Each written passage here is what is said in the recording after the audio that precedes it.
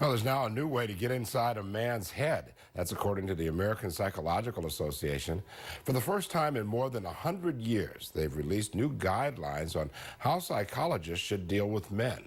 Fast One's Ali Rosen tells us about the changes. The traditional gender roles have been a problem since the beginning of time.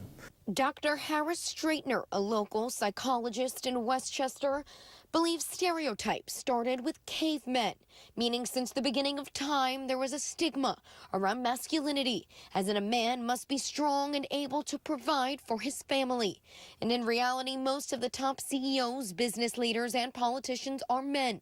But men are also more likely to commit a homicide or violent crime and have a shorter life expectancy than women.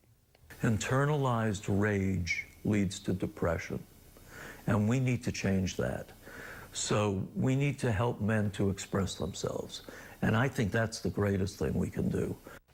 Over the last 13 years, the American Psychology Association, known as APA, has analyzed 40 years of research to determine traditional masculinity is psychologically harmful. The studies show men are less likely to seek help when they need it and commit suicide at higher rates than women. This is why the APA released new guidelines. We're trying to help therapists to have better guidelines in treating men to be able to open up, to be able to be more comfortable about talking about depression and not feel like a man can't have emotions. The new guidelines are expected to be in effect immediately and are posted on the American Psychology Association's website.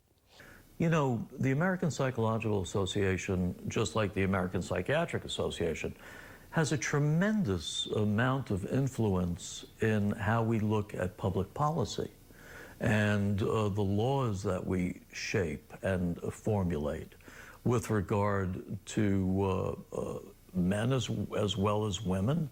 In Scarsdale, Ali Rosen, FiOS 1 News.